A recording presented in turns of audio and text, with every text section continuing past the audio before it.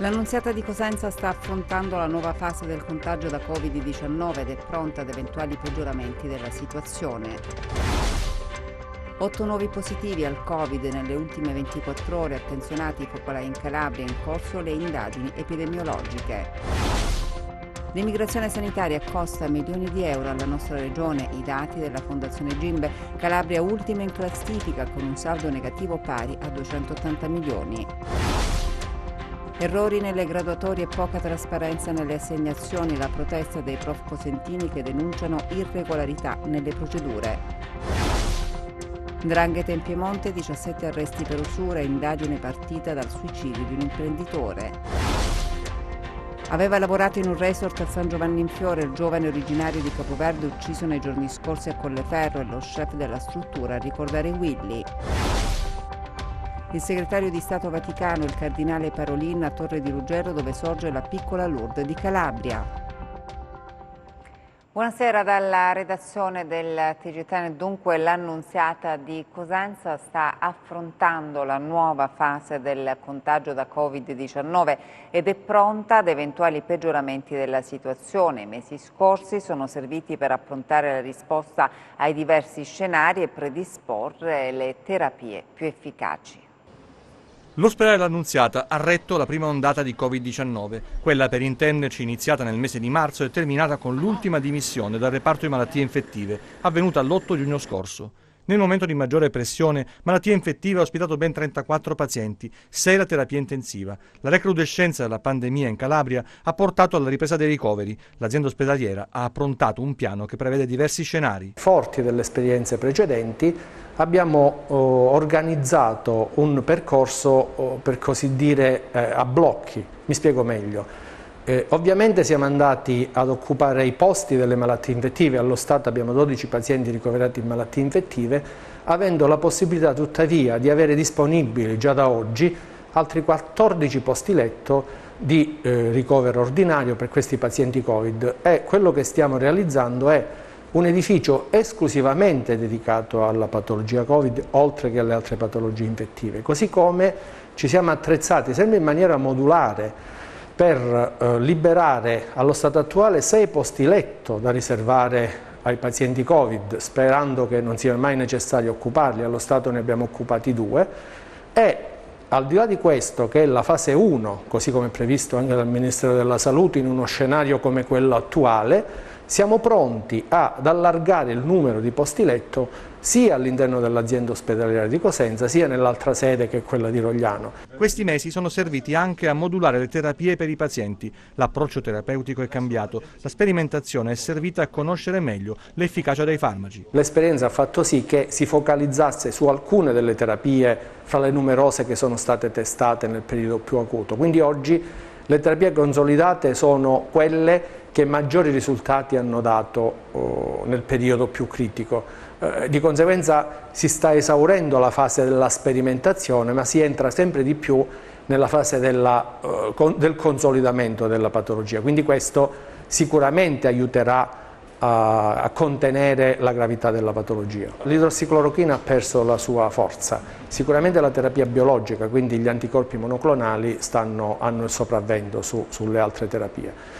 Diciamo che, e non dimentichiamolo, qualora fosse necessario abbiamo anche una discreta scorta di plasma iperimmune, no? Che io vedrei utilizzato sia nella fase grave ma in funzione degli studi futuri anche in una fase precoce, quindi anche da questo punto di vista e anche non solo per quanto riguarda la terapia farmacologica ma anche la terapia di assistenza in senso stretto, quale per esempio la ventilazione o quant'altro, è molto più consolidata. L'ospedale funziona a pieno regime e in sicurezza. Al momento la tenda pre-triage non è necessaria. I tempi di attesa del test non sono più le 5-6 ore necessarie precedentemente, ma si limitano a 2 ore. Quindi la tenda verrà aperta, se mai fosse necessario, di fronte a numeri elevatissimi. Alla Mezzia Terme salgono a 16 contagi, lo rende noto il sindaco Mascaro. Intanto sono attenzionati i focolai in Calabria, in corso le indagini epidemiologiche. Convivere con il virus, era questo lo slogan coniato qualche mese fa, quando si progettava la ripartenza del paese dopo il lockdown, ed è quello che si sta facendo adesso, con un po' di anticipo rispetto al temuto autunno, perché il sole e il mare non hanno debellato il SARS-CoV-2 come qualcuno aveva profetizzato, ed oggi facciamo i conti con diversi focolai che hanno fatto salire il numero dei soggetti positivi anche in Calabria. Sono lontani i tempi del contagio zero, ogni giorno il bollettino riporta positività in doppia cifra. Il Covid viaggia per lo più in modo silenzioso, poi emerge un caso sintomatico che fa scoprire le ramificazioni più o meno estese. Questo dipende dai contatti che i soggetti positivi hanno avuto e dalle precauzioni che hanno adottato. Inevitabile la diffusione del contagio in ambienti dove decine o centinaia di persone vivono a stretto contatto, come i casi di Rende, a Mantea, dove stanno emergendo alcuni sintomatici tra i soggetti già sottoposti a tampone, e il CARA di Isola Caporizzuto, che ieri ha fatto inserire nel bollettino altri 2 casi. Ai numeri importanti che si registrano in queste strutture, paradossalmente però, non corrisponde un pericolo di larga diffusione del virus, perché con l'ausilio delle forze dell'ordine e forze armate, il lavoro dei sanitari dell'ASP viene facilitato dall'isolamento dei positivi. Più complicato gestire la situazione quando il contagio esce dai centri, come è successo a Lamezia, dove un mediatore culturale ha purtroppo trasmesso il virus ai propri familiari. Nella città della Piana sono al momento 19 i casi totali, relativi a 3 focolai, di cui 2 nati da rientri dalle vacanze in Sardegna. Altra situazione da monitorare è quella emersa a Taverna, dove il sindaco Sebastiano Tarantino ha chiuso scuole e uffici pubblici, in attesa che lo screening a tappeto faccia luce sulle conseguenze di una festa per un anniversario di nozze. L'indagine epidemiologica è naturalmente molto complessa. Una delle persone risultate positive, prima di conoscere il proprio status, ha partecipato a sua volta a un matrimonio. Giornata di tregua sullo Ionio, un solo positivo scoperto a Corigliano Rossano e trasferito all'Annunziata di Cosenza, così come ad Acri, una persona di rientro dall'estero, e a Catanzaro città. Ogni caso, naturalmente, apre un'indagine che fa stare col fiato sospeso decine di persone. E adesso il consueto bollettino della regione. 8 nuovi contagi si registrano in Calabria nelle ultime 24 ore, i dati contenuti nel consueto bollettino della regione. Nel dettaglio, in Calabria ad oggi sono stati effettuati 165.632 tamponi. Le persone risultate positive al coronavirus sono 1.648, 8 in più rispetto a ieri. Quelle negative sono 163.984. Territorialmente i casi positivi sono così distribuiti: a Catanzaro 12 in reparto, 25 in isolamento domiciliare, 186 guariti e 33 deceduti. A Cosenza 13 in reparto, 1 in terapia intensiva, 62 in isolamento domiciliare, 457 guariti e 34 deceduti. A Reggio Calabria 3 in reparto, 85 in isolamento domiciliare, 296 guariti e 19 deceduti. A Crotone 1 in reparto, 20 in isolamento domiciliare, 116 guariti e 6 deceduti. A Vibo Valentia 5 in isolamento domiciliare, 84 guariti e 5 deceduti. Da altre regioni o stato estero 185. Nel totale è compresa anche la persona deceduta nel reparto di rianimazione di Cosenza, che era residente fuori regione. Dei 13 pazienti ricoverati al reparto di malattie infettive di Cosenza, 4 sono non residenti. Sempre a Cosenza 2 casi sono riconducibili al focolaio di Corigliano Rossano. A Reggio Calabria 3 casi sono riconducibili invece al focolaio di Oppido Mamertina. Dall'ultima rilevazione, le persone che si sono registrate sul portale della Regione Calabria per comunicare la loro presenza sul territorio regionale sono in totale 2.170. I viaggi della speranza costano alla Calabria milioni di euro, a certificarlo la Fondazione Gimbe. L'emigrazione sanitaria costa alla Calabria tanti soldi. Nel solo 2018 l'esborso per le aziende sanitarie provinciali è stato di circa 4 milioni di euro. A certificarlo la Fondazione Gimbe, che numeri alla mano dimostra l'imponente flusso di denaro che da sud arriva nelle casse della sanità del nord. Dati impietosi destinano la nostra regione all'ultimo posto con un saldo negativo che ammonta a 287 milioni di euro per una spesa pro capite di 148 euro, cifre che raccontano del disagio dei cittadini costretti a lunghi viaggi della speranza per avere cure che nella propria terra non riescono ad avere, un diritto alla salute mortificato dalle carenze che si registrano nelle strutture sanitarie calabresi, spogliate negli ultimi 10 anni di posti letto e personale, la mobilità passiva, toglie risorse importanti alla sanità della nostra terra. Ci si sposta per avere diagnosi certe, per gli interventi, per le terapie. Ad accompagnare i pazienti ci sono spesso i familiari. Significa incrementare l'economia delle strutture residenziali, tutto a discapito della Calabria, che nonostante i 10 anni di commissariamento non riesce a centrare gli obiettivi del risparmio, nonostante i tagli effettuati negli ospedali, che ha significato meno certezze per i residenti costretti a curarsi altrove. E non ci sono solo i costi diretti. È il presidente della fondazione Nino Cartabellotta, un medico, ad evidenziare quelli che definisce costi indiretti, ossia assenze dal lavoro, familiari, permessi retribuiti, conseguenze delle mancate prestazioni.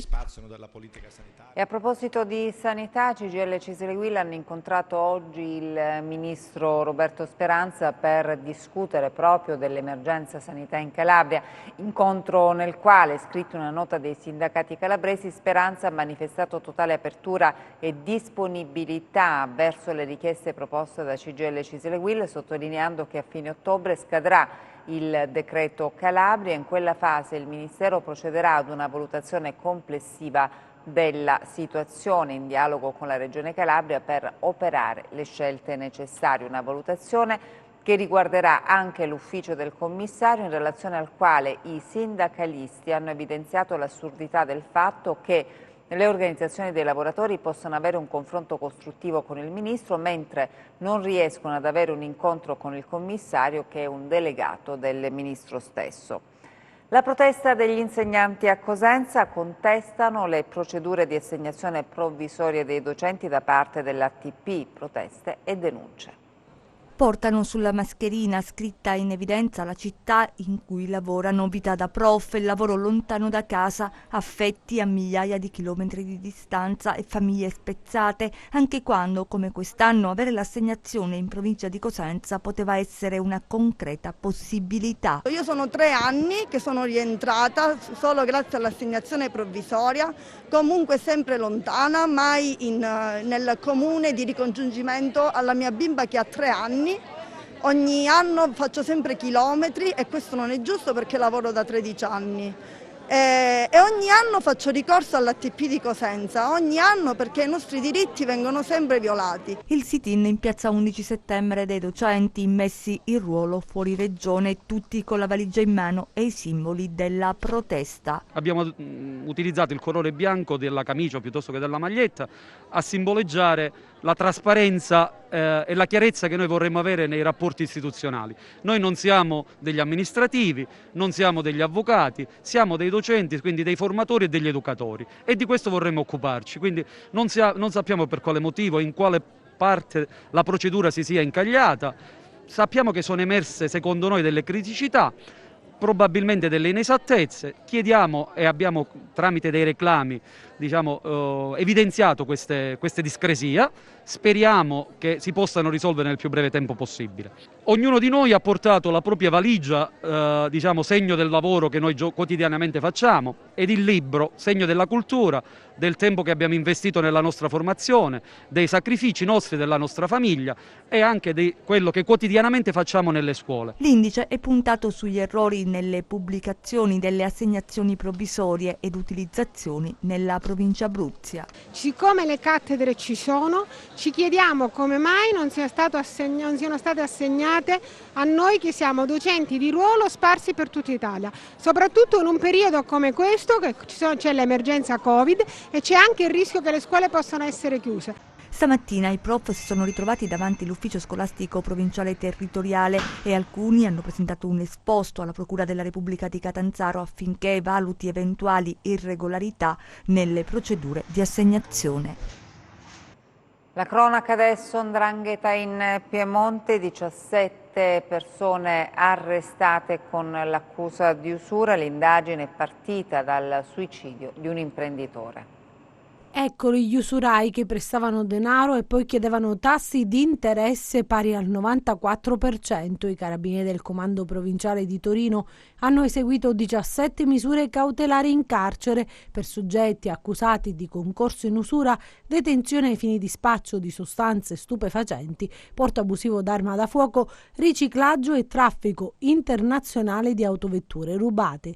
Le indagini coordinate dalla Procura della Repubblica di Ivrea sono nate dopo il suicidio di una vittima che non riusciva a pagare i debiti. 2 usurai identificati insieme ad altri complici per lo spaccio di cocaina nella zona di Settimo Torinese, alcuni dei quali contigui ad esponenti di una locale di 'ndrangheta.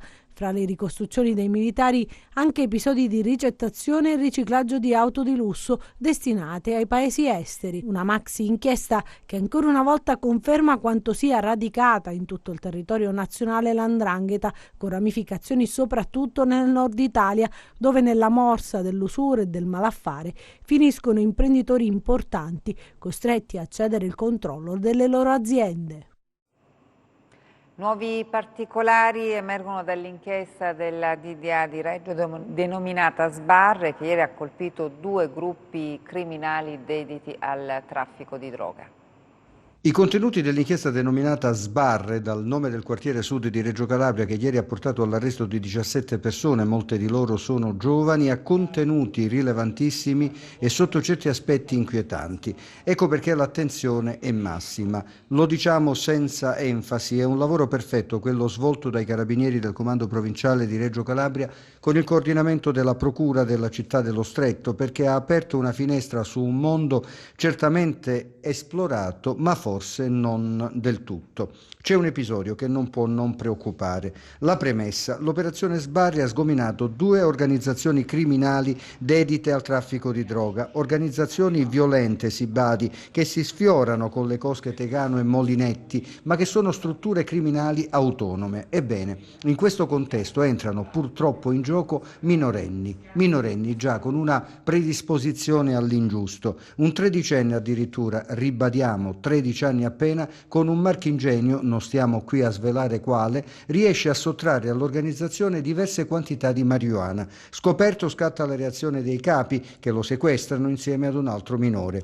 I 2 sono picchiati e torturati. Saranno salvati dall'intervento di un altro indagato che provvederà a ripianare l'ammanco. Ieri ci si chiedeva come mai nessuno avesse segnalato la situazione dei minori. Oggi si scopre che la madre del 13enne ha chiesto aiuto ai carabinieri e presentato denuncia. Anche da questa circostanza l'indagine è il blitz di ieri, i cui sviluppi sono facilmente prevedibili.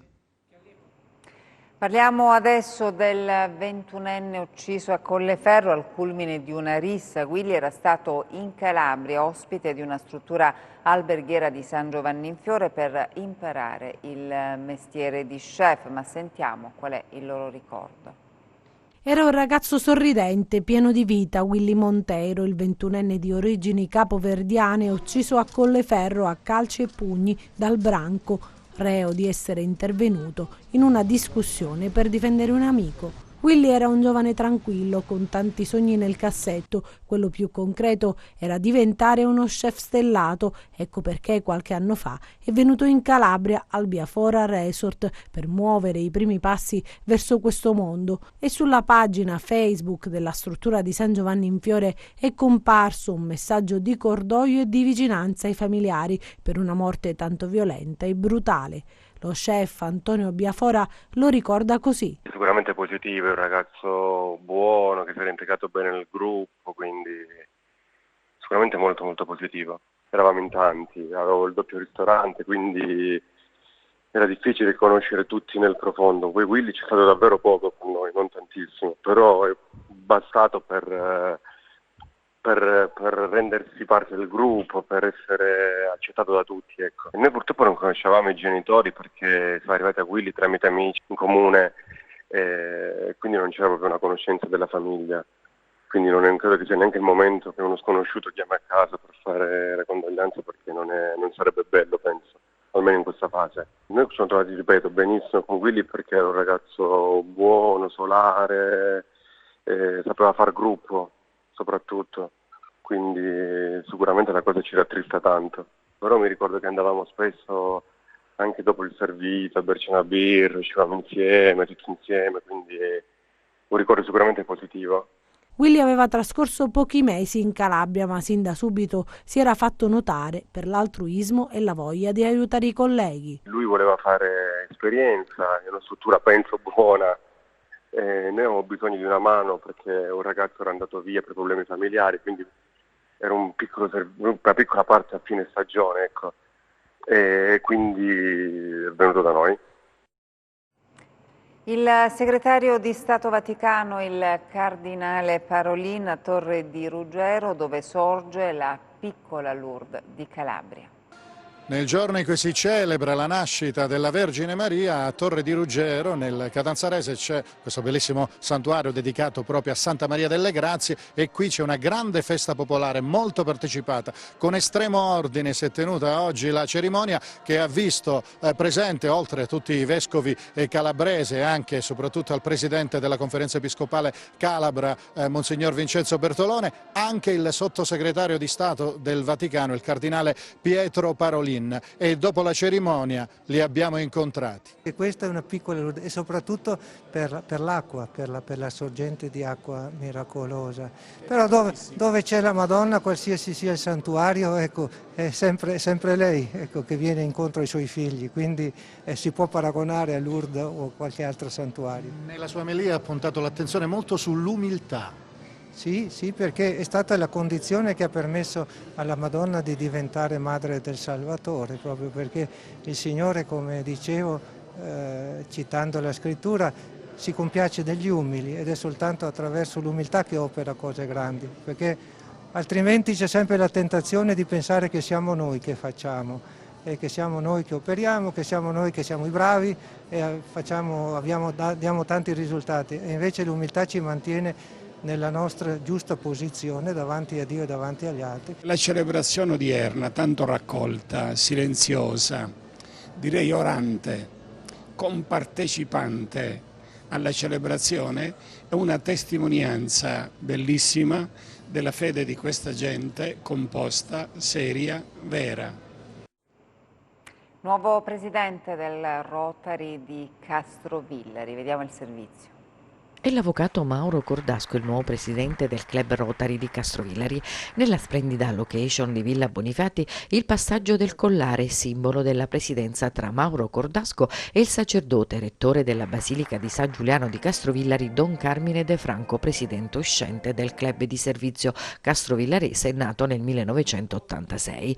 Il Rotary è un'organizzazione internazionale nata in America nei primi anni del Novecento, diffusasi poi in tutto il mondo. Uno dei più grandi progetti fatti dal Rotary International, ha sottolineato il neopresidente Cordasco, è stato quello della polio. Proprio notizia di quest'ultimo mese, l'Africa è stata dichiarata polio free, grazie a oltre 1 miliardo di bambini vaccinati, grazie al Rotary, ai suoi volontari, anche ovviamente al denaro che ogni socio per quasi 30 anni ha messo ogni mese per finanziare questo enorme progetto, una cosa grandiosa. Nel corso della serata è stato ricordato il compianto Lino Tetro, amico e socio fondatore del club castrovillarese, presenti la moglie e i figli. Prima di passare al saluto del neopresidente, l'uscente Don Carmine ha premiato con la Paul Harrison, fondatore del Rotary International, il primario del reparto di cardiologia dell'ospedale di Castrovillari, Giovanni Bisignani, per quello che ha fatto e sta facendo per il reparto di cardiologia del nosocomio. Cercheremo, con l'aiuto sia degli enti che ci saranno vicini che dell'Accademia, del mondo scientifico e del mondo imprenditoriale che abbiamo già contattato, di creare un hub, che è un luogo dove si potranno sviluppare dei progetti e delle professionalità con il tutoraggio del mondo scientifico. Adesso le ultime dalla borsa.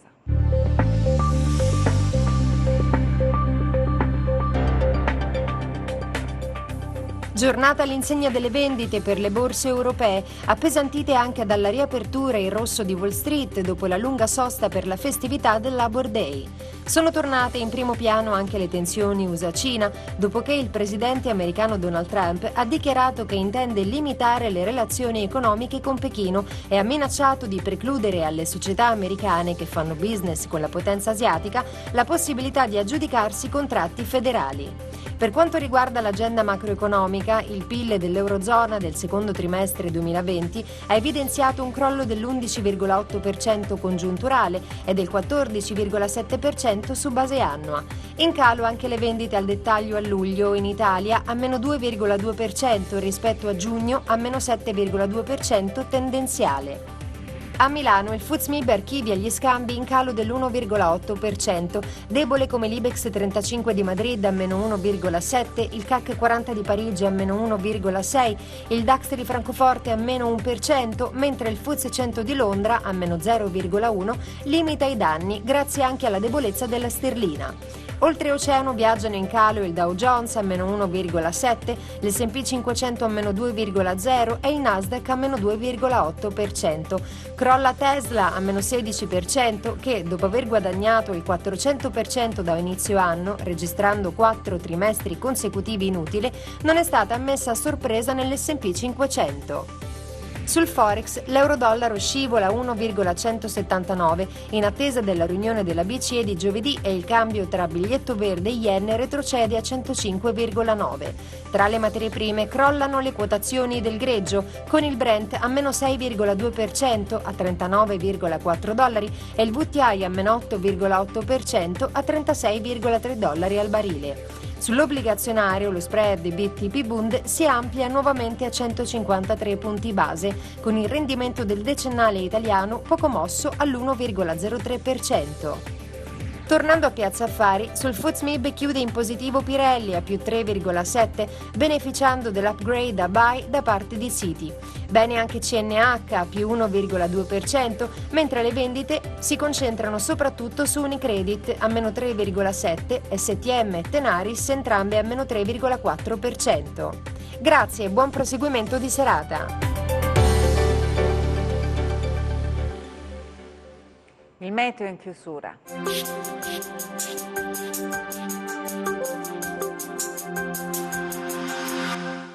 Un centro di bassa pressione attivo sul Mediterraneo occidentale sta determinando una risposta anticiclonica al sud Italia, che garantirà nelle prossime ore sole e caldo. Domani sereno o poco nuvoloso ovunque, con temperature sempre al di sopra delle medie. Passiamo a mari e venti, domani mari quasi calmi o poco mossi per venti deboli di direzione variabile.